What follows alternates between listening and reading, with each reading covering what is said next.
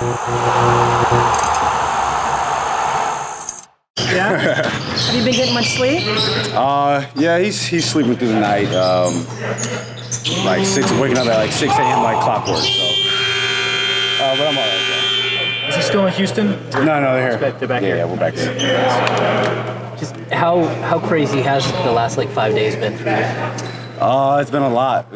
I mean, even a normal sized person can't really fit on a hospital couch. So, I was there for 3 nights, but I was all right. I mean, the first game back I think was a little bit sluggish for me, but we were able to get 2 wins while we were out there. So that's all that matters. What do you make of that final play? The foul? Yeah. It is what it is. They stood on it. I mean, you watch it. If you watch it from certain angles, it looks like he doesn't foul me. You watch it from different angles, you can see that he fouled me. But for me, I mean, once the call was made, we had already used our challenge. They already used their challenge. Neither team had timeout, so it didn't really matter.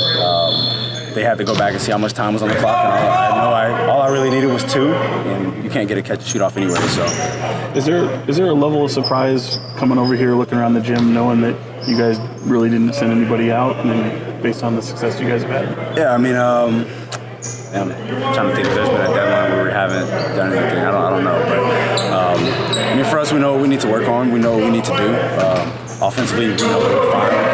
We can get up and down. We can score with the best of them, but we know defensively we need to be better. At the end of the day, we focus on who's in this gym. What about the moves that were made by the teams around you? The Suns getting KD. How does that shake up the West for you guys? I mean, I think the West is already good. Obviously, bringing in a player like him, change the dynamic of a team. But like I said, for us, we're focused on us. We still got to go out and play games. So it doesn't matter what sheets of paper say. You still got to go out and win games. You have Dallas next 2 games, and obviously they had someone like Kyrie Irving. What would you guys know him pretty well? What does that kind of add to them? Yeah, I mean, I think, I've always said he's like Michael Jackson in basketball. Like, no player moves the way he does as far as handling the ball, being able to get a shot off. So for us, I mean, you just want to be able to make it tough for him. Obviously, he's going to make tough shots. He's going to make tough plays. But you just try to limit him as much as possible. And like I said, we focus on us. When that time comes, we're going to prepare. You guys always have a certain level of urgency when you play NBA games, but now knowing the Suns have Durant, the Lakers have gotten better, the Mavericks added Kyrie, does that change sort of the level of urgency you guys need to have each and every game? Not at all. It doesn't change anything for us. We still go into games being confident. We still go into games knowing that we have to win. I mean, the West was tight before they got there anyway, so if we lost games that we quote-unquote shouldn't have lost and they win a game, it's been like that all year. If the opportunity presented itself, would you go to the All-Star game? If a player dropped out, would you be able to play? I would rather stay home, but Mercedes wants to go, and obviously I have family that would love to be able to experience All-Star game, so yeah, I would. How do you feel about going 4-3 on this road trip? Obviously, we feel like we dropped some games that we shouldn't have, but we probably escaped the one that we probably shouldn't have yesterday. So just being able to go on a road trip and come back over 500 is always good.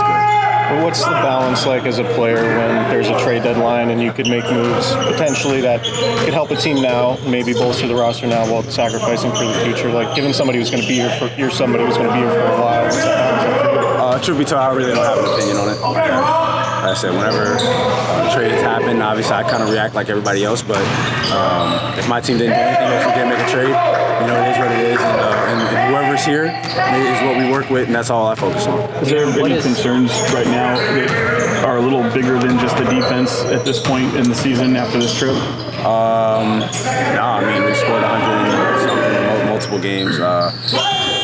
I don't think there's nothing to worry about for us besides what we need to improve on, and that's on the defensive end of the court.